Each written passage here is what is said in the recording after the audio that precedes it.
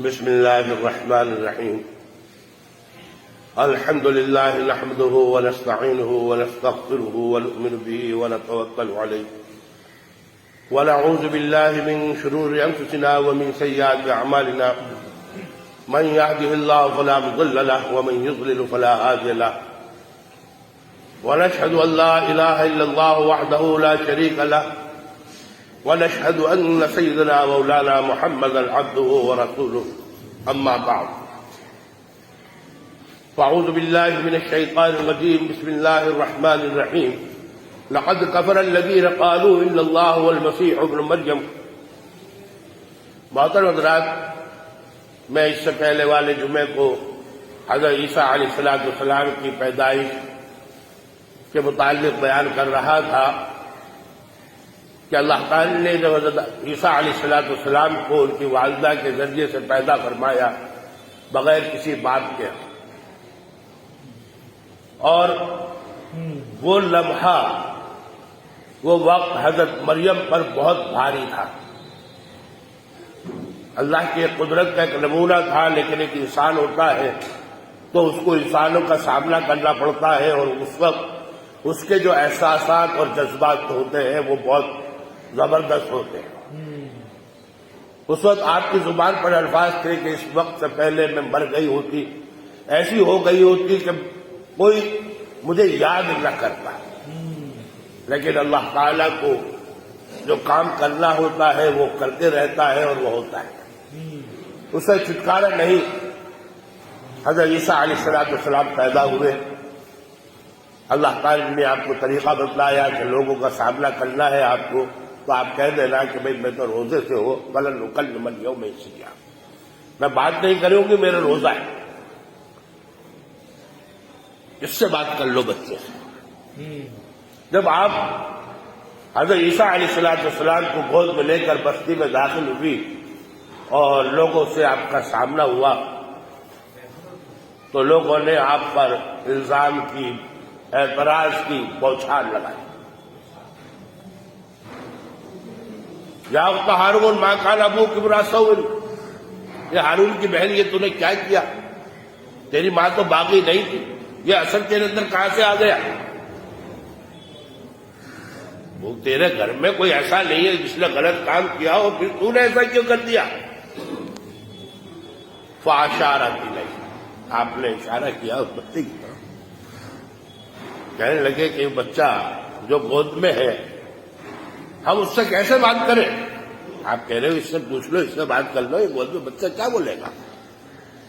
اللہ نے حضرت عیسیٰ علیہ السلام کو زبان دی، بولنے کی طاقت عطا فرما دی، اور ایسی طاقت عطا فرمائی کہ جیسے بڑے سمجھدار انسان بات کرتے ہیں. قال انی عبد اللہ، پہلا لفظ جو آپ کی زبان سے نکلتا ہے میں اللہ کا بندہ ہوں. جو اللہ تعالیٰ نے ہمیں کائنات کے اندر پیدا کیا، ہمیں اپنی مخلوق بنایا، اپنا بندہ بنایا. انبیاء علیہ السلام جتنے بھی حضرت آدم علیہ السلام سے لے کر اللہ کے نبی علیہ السلام تک آئے ہیں، سب کی یہی تعلیم ہے، سب اللہ کے بندے ہیں، اللہ مالک ہے سب کا. صرف ایک اللہ کی عبادت کرنی ہے، اللہ کے علاوہ کسی کی عبادت نہیں کرنی ہے. باقی اس کائنات میں جو بھی ہے، آسمان ہو، زمین ہو، انسان ہو، معمولی انسان ہو، اللہ کا ولی ہو، اللہ کا نبی ہو، سب کے سب اللہ کے بندے ہیں، اللہ کی مخلوق ہے.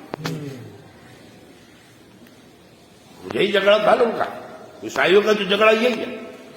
اللہ نے خلاف عادت ان کو پیدا کر دیا، جیسے کہ عام انسان پیدا ہوتے ہیں ماں باپ کے ذریعے سے، تو انہوں نے اللہ کا بیٹا بنا دیا، ایک اللہ بنا دیا، تین خداؤں میں کا ایک خدا بنا دیا. یعنی جو چیز، جس تعلیم کو لے کر حضرت عیسیٰ علیہ السلام اترے، اس تعلیم کا ہی مذاق بنا ڈالا آپ کے ماننے والوں نے. ماننے والوں کا تو کام ہوتا ہے کہ ہمارے نبی نے جو پیغام لے کر آئے ہیں اس کو اللہ کے بندوں تک پہنچایا جائے، نہ یہ کہ ہم اپنے نبی کی تعلیم کو ہی ختم کر ڈالیں، اس کو مٹا ڈالیں، اس کے بالکل خلاف چلے جائیں. آپ نے فرمایا انی عبداللہ، میں اللہ کا بندہ ہوں. آتانی الکتاب، اللہ نے مجھے کتاب عطا فرمائی ہے. وجعلنی نبیا، اور اللہ نے مجھ کو نبی بنایا اور مجھ کو حکم دیا میں نماز قائم کروں، زکات ادا کروں جب تک میں زندہ رہوں، اور میں اپنی والدہ کا فرما بردار ہوں، ان کے ساتھ بھلائی کرنے والا ہوں. وبرا بوالدتی ولم یجعلنی شقیا، اللہ نے مجھے بدبخت، بدقسمت، شقی نہیں بنایا، کیونکہ والدین کے ساتھ، لوگوں کے ساتھ برا برتاؤ کرنے والا تو بدبخت ہوتا ہے، شقی ہوتا ہے. یہ بات کہی.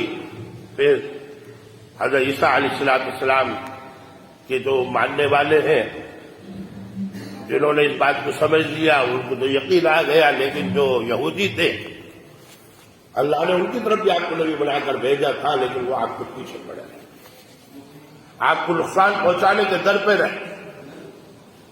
یہاں تک کہ اللہ تعالی نے بچپنے کے اندر ہی آپ کو کرامتیں، معجزات عطا فرما دیے تھے. آپ بچپنے کے اندر ہی مٹی سے پتلے بناتے، پرندے بناتے، اور ان کو کہتے کہ قم بإذن اللہ. کیا کہتے؟ اللہ کے حکم سے کھڑا ہو جا، زندہ ہو جا. وہ زندہ ہو جا، یوں نہیں کہتے میرے حکم سے. آپ کے حکم سے زندہ نہیں ہو سکتا کوئی بھی. یہ کہ اللہ نے آپ کو ذریعہ بنایا، اور پرندہ ہوتا، زندہ ہوتا، کچھ دور اڑتا، اور پھر اس کے بعد گر کر مٹی بن جاتا. آپ کے ہاتھوں پر جو بیمار ہوتے، اندھے ہوتے، کوڑی ہوتے، وہ زندہ ہو، صحیح ہو جاتے، تندرست ہو جاتے، لیکن سب اللہ کے حکم سے ہوتا ہے. یہ بات آپ دھیان میں رکھ لیجیے، بہت کلیئر چیز ہے، اس کو ہمارے مائنڈ میں ہونا چاہیے. یہ اگر ہمارے مائنڈ میں نہیں ہوگا تو ہم گمراہی کے اندر، ہمارے درمیان میں اور ایک کافر کے درمیان میں کوئی فرق نہیں رہتا. کافر جو ہے وہ اپنے بزرگوں کو خدا مانتے، کوئی چیزیں مانتے. وہ یہ نہیں سمجھتے کہ ان بزرگوں نے، جو ہمارے بزرگوں نے کیا، اللہ کے حکم سے کیا، اللہ کی طاقت سے کیا، وہ تو ایک ذریعہ تھے، ایسے ان کے بزرگوں نے بھی کیا. اور اسی چیز کو سمجھانے کے لیے تمام بھی علیہ السلام آئے. حضرت آدم سے لے کر حضور صلی اللہ علیہ وسلم تک آئے ہیں. امتوں کے ساتھ ان کے جھگڑا یہی رہا.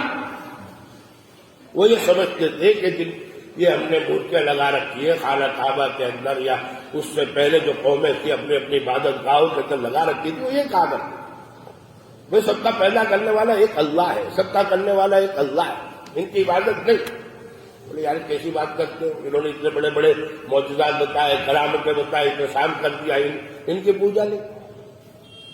تو اسی چیز کو وضاحت کرنے کے لیے اور کلیئر کرنے کے لیے اللہ نے قرآن شریف کے اندر جو حضرت عیسیٰ علیہ السلام کی زبان سے جو الفاظ کہے گئے ان کو بھی بیان فرمایا، بار بار بیان فرمایا.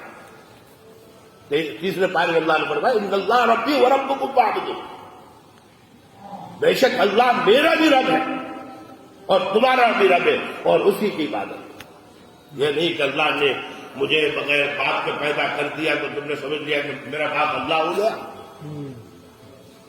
پھر بس تھوڑا سا میں اب تو سمجھاتا ہوں.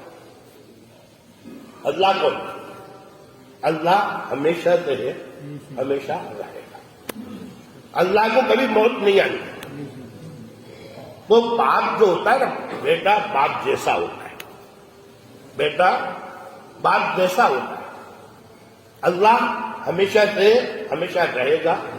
اللہ کے علاوہ کوئی اللہ کا جیسا نہیں ہے. اب باپ بیٹا ہونے کے اندر ایک بیوی کی ضرورت ہوتی ہے، تو اللہ جیسی تو بیوی ہے ہی نہیں. بیوی جیسے ہم ہیں، ہماری بیوی ہماری جیسی انسان ہوتی ہے. کوئی جانور ہے تو اس کی جیسی بیوی جو اس کی ہوگی، جس سے بچہ پیدا ہوگا وہ جانور ہوگی.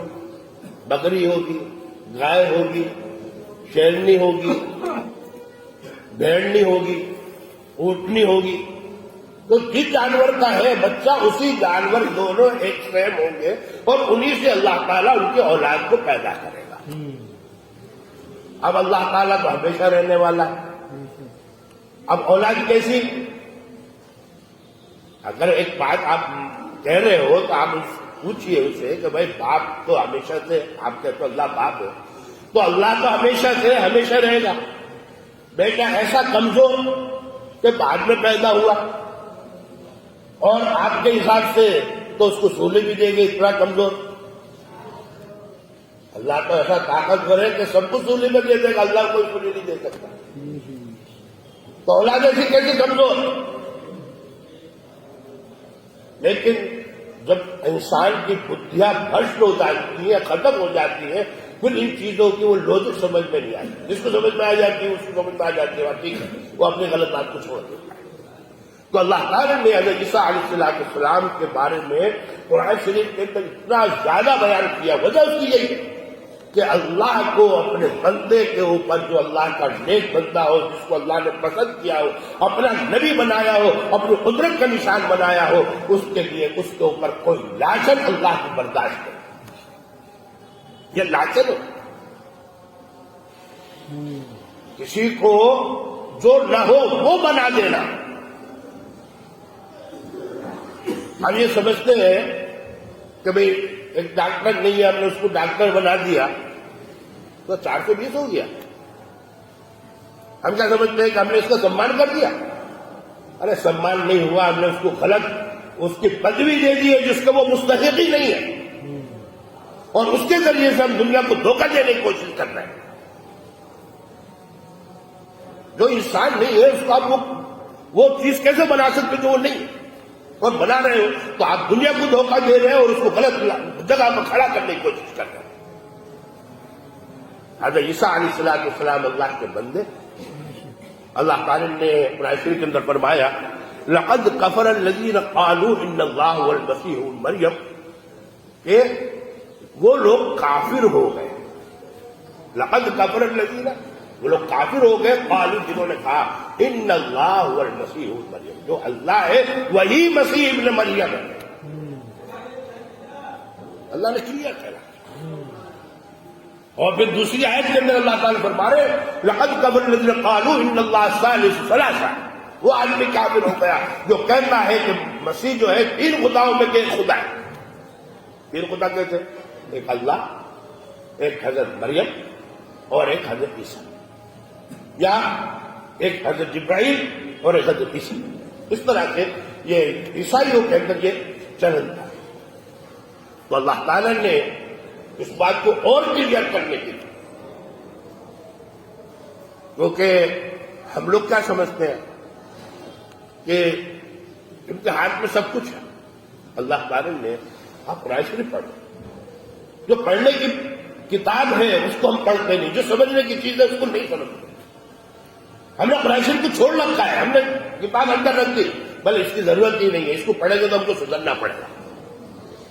ہم اپنی منمانی نہیں کر سکتے. اللہ تعالیٰ نے کافروں کو تاکہ بیان فرمایا کہ قرآن شریف اس لیے نہیں پڑھنا چاہتے ہیں تاکہ ہم کو سدھرنا نہ پڑ جائے. عقیدہ اس لیے نہیں مانتے قیامت کا کہ ہم کو یہ اگر خیال ہو گیا کہ اللہ کو جواب دینا ہوگا تو ہمیں برائیاں چھوڑنی پڑے گی، اچھے کام کرنے پڑے گی. قرآن شریف میں اللہ نے لکھا، یہ اس لیے مانتے نہیں ہیں. ہم قرآن شریف اس لیے نہیں پڑھتے کہ ہم کو سدھرنا پڑ جائے گا، ہم کو اپنی بری باتیں چھوڑنے پڑ جائیں گے، برے اخلاق چھوڑنے پڑ جائیں گے، برے کام چھوڑنے پڑ جائیں گے. اس لیے قرآن شریف پڑھتے نہیں، دیکھتے نہیں، بولے جانے گا نہیں کرے تو جب ضرورت پڑے گی، مرے گا کوئی آدمی تو یاسین پڑھنے کے لیے بلا لیں گے. جب ثواب پہنچوانے کا ہوگا تو 4-5 آدمی کو بلا لیں گے، وہ قرآن شریف پڑھ کر ثواب پہنچا دیں گے. لیکن جس قرآن شریف کو اللہ نے ساری زندگی کے لیے ہمیں رکھا، زندگی میں پڑھنے کا اللہ نے موقع دیا، اس وقت ہم پڑھتے نہیں، ہم مرنے کے وقت پڑھتے ہیں. کیا فائدہ ہوگا؟ کتنا فائدہ ہوگا؟ اللہ تعالی نے بیان فرمایا کہ حضرت عیسیٰ علیہ السلام کو جو اس وقت قیامت میں جو چیز ہونے والی ہے وہ اللہ نے دنیا کے اندر بتائی. دنیا میں اللہ نے بتا دیا کہ جس عیسیٰ علیہ السلام کو آپ خدا کہہ رہے ہو، اس عیسیٰ علیہ السلام کو ہم میدان محشر میں سب لوگوں کے سامنے، اگلے پچھلوں کے سامنے بلائیں گے اور ان سے سوال کریں گے اس بارے میں کہ یہ جو آپ کی امت آپ کو اللہ کا بیٹا بولتی ہے، خدا بولتی ہے، آپ نے ان سے ایسا کہا تھا؟ اللہ نے فرمایا وَإِذْ قَالَ اللَّهُ يَا عِيسَى ابْنَ مَرْيَمَ أَنْتَ قُلْتَ لِلنَّاسِ، اللہ کہیں گے عیسیٰ علیہ السلام سے، عیسیٰ أَنْتَ قُلْتَ، کیا تو نے کہا تھا للناس لوگوں سے وَاتَّخِذُونِي وَأُمِّيَ إِلَٰهَيْنِ مِن دُونِ اللَّهِ، کہ میری ماں کو اور مجھے، ہم دونوں کو اللہ کے علاوہ خدا بنانا؟ حضرت عیسیٰ علیہ السلام، یعنی بات سمجھ لیجیے، اگر آپ قرآن شریف کو پوری طرح پڑھیں گے، سمجھ کے پڑھیں گے، تو آپ کو احساس ہوگا کہ ہر انسان کو چاہے کتنا بڑا ہو، اللہ کے سامنے الزام لگنے پر جواب دینا پڑے گا۔ حضرت عیسیٰ علیہ السلام اللہ کے ایک بہت بڑے نبی ہیں، بڑے 4 نبیوں میں سے ایک نبی ہیں جن کے اوپر بڑی 4 کتابیں نازل ہوئی، ان میں سے ایک کتاب آپ پر نازل ہوئی۔ آج دنیا کے اندر سب سے زیادہ ماننے والے اگر کوئی ہے تو حضرت عیسیٰ علیہ السلام کے ماننے، مذہب کے ماننے والے لوگ ہیں، جو اپنے آپ کو عیسائی کہتے ہیں، مسلمانوں سے بہت زیادہ ہے، مسلمانوں سے بہت زیادہ ہے۔ جس طرح سے ہم فرقوں میں بٹے ہوئے ہیں، اسی طرح وہ بھی فرقوں میں بٹے ہوئے ہیں، کئی سارے ان کے بھی فرقے ہیں۔ تو اللہ تعالیٰ سوال کریں گے، پوچھیں گے آپ نے کہا کیسا کہ میں اور میری ماں دونوں، ہم دونوں کی پوجا کرنا اللہ کے علاوہ؟ کہیں گے قال سبحانک، کہ اللہ تیری ذات پاک ہے، میں ایسی بات کیسے کہوں گا جو آپ نے نہیں کہی؟ اور پھر کہیں گے کہ اللہ اگر میں کہتا تو آپ کو پتہ نہیں ہوتا؟ اگر میں نے کوئی بات کہی ہوتی تو اللہ آپ سے چھپتی؟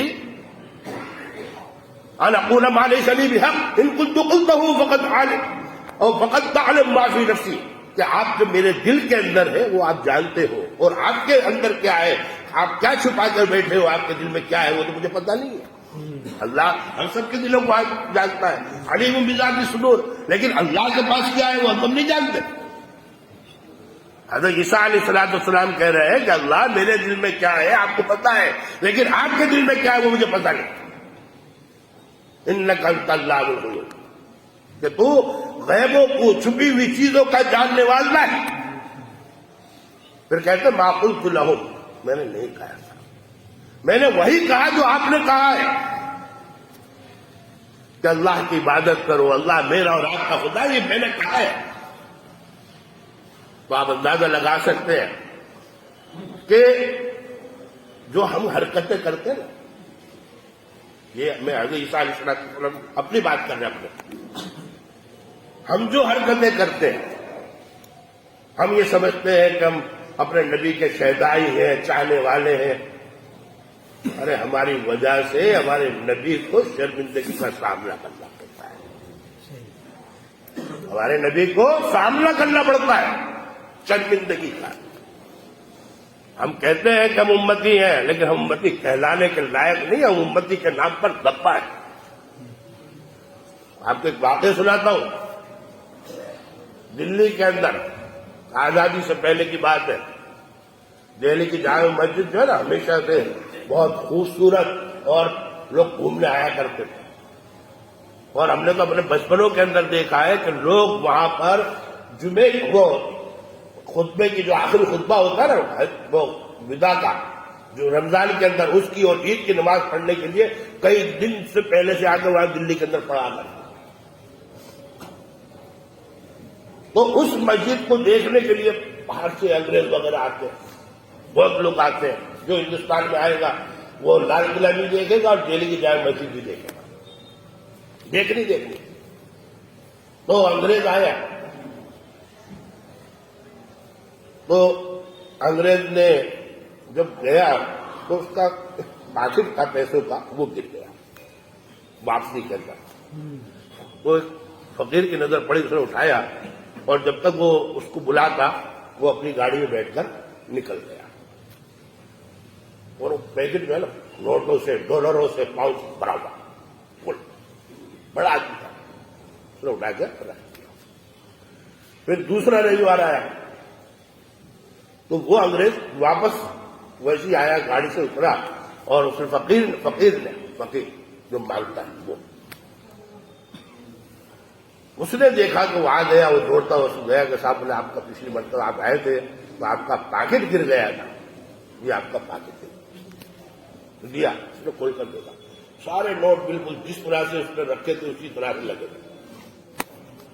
اس نے کہا اس کی صورت دیکھی, بولے یہ فقیر بھیک مانگتا ہے, اتنا بڑا پیکٹ اس نے مجھے واپس کیوں دے دیا تم نے میرے پاس, یہ تو تمہارے بہت کام میں آنے والا تھا, بہت معلوم ہے بڑا مجھے معلوم, بہت پیسے تھے. بولے کیوں واپس کر دیا؟ کہنے لگا کہ مجھے اس لیے واپس کرنا پڑا کہ کہیں تم میدان محشر میں میرے نبی سے یہ نہ کہنے لگو کہ تمہارے امتی نے, یعنی حضرت عیسیٰ علیہ السلام, تم کو شکایت کرو اپنے نبی سے اور تمہارے نبی میرے نبی سے شکایت کرے کہ تمہارے امتی نے میرا امتی کا پاکٹ چرا لیا تھا اور میری نبی کو شرمندگی کا سامنا کرنا پڑ جائے گا, اس لیے میں نے واقعہ کے واپس کیا. یہ غیرت ہمارے اندر ہے. ہم روز آپ کے نام پر نکاح ہو رہا ہے, کیا کر رہے ہیں؟ سنت کس کی؟ حضور صلی اللہ علیہ وسلم کی نکاح من سنتی. شادیاں ہو رہی ہیں, شراب پی جا رہی ہے, گا رہے ہیں, ناچ رہے ہیں. کیا ہے یہ؟ ہم کیا ثابت کرنا چاہ رہے ہیں؟ کس منہ سے ہم یہ کہہ سکتے ہیں کہ ہم حضور صلی اللہ علیہ وسلم کے امتی, ہمیں شرم آتی ہے, غیرت آتی ہے, ہم مسلمان ہیں؟ وچار نہیں آتا ہم لوگوں کو. تو تھوڑا سا اپنے اندر بھی ڈھانک کے تو دیکھ لیجیے کہ روایتوں کے اندر آتا ہے کہ ہفتے میں 2 دن جس طرح سے روز آپ درود شریف پڑھتے ہو, ایک فرشتہ مقرر ہوتا ہے, وہ فرشتہ لے کر اس درود شریف کو حضور صلی اللہ علیہ وسلم کے پاس پہنچتا ہے اور کہتا ہے کہ اللہ کے نبی علیہ الصلوۃ والسلام, آپ کے امتی نے آپ کی خدمت میں یہ تحفہ بھیجا ہے. کیسی خوشی ہوتی ہوگی حضور صلی اللہ علیہ وسلم کہ میرا امتی میرے لیے دعا کر رہا ہے, اللہ سے رحمتیں مانگ رہا ہے. اور جب فرشتہ ہمارے اعمال ہفتے میں 2 دن,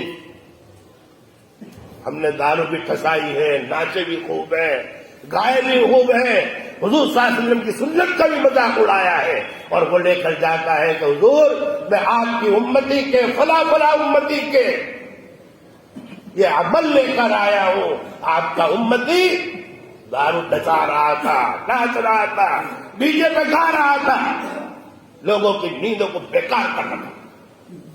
کیا حال ہوگا, کیا گزر رہی ہوگی آپ کے سینے پر, چھریاں چل رہی ہوں گی. ہم آپ کی آنکھوں کی جو ٹھنڈک ہے, نماز ہو تو پڑھتے نہیں ہیں, پڑھنے کو تیار نہیں ہے کہ ہمارے حضور کو آنکھوں کی ٹھنڈک ہو جائے گی, لیکن دعویٰ ہمارا یہ, ہم تو عاشق رسول ہیں. کس منہ سے تم کہہ سکتے ہو عاشق رسول ہو؟ تم بتاؤ, کہہ سکتے ہیں ہمارا ہے یہ جگر, یہ ہمت ہے؟ جب میدان محشر میں آپ حوض کوثر پر ہوں گے اور پیاسوں کو پانی پلا رہے ہوں گے, شربت پلا رہے ہوں گے, اس موقع پر ہم کس منہ سے جائیں گے کہ حضور مجھے پانی پلا دو؟ دیکھیں گے کہ یہ کالا, یہ دل کا کالا, یہ عملوں کا کالا, ساری زندگی منہ کالا کرتا رہا. آج مجھ سے آ کے کہتا ہے کہ حضور میں عاشق ہوں, آپ کا چاہنے والا امتی ہوں, مجھے پانی پلا دو. ہمارا منہ ہے؟ غور کیجیے, سوچیے تھوڑا سا. ڈوب مرنے کا مقام ہمارے لیے. ہم اچھا نہیں کر سکتے تو کم سے کم برا تو مت کرو. درود شریف تو ہم بھیج نہیں سکتے, نماز پڑھ کے ہم آنکھوں کی ٹھنڈک تو پہنچا نہیں سکتے, تو کم سے کم ایسا تو مت کرو بھائی. آدمی جو ہے نا اچھا نہیں کرتا, برا بھی نہیں کرتا, ٹھیک ایک لیول میں آ جاتا ہے, لیکن ہم تو اچھا تو کر نہیں رہے, برا کرے جا رہے ہیں. اور کس ڈٹائی سے کر رہے ہیں, کس منہ سے ہم سامنا کریں گے؟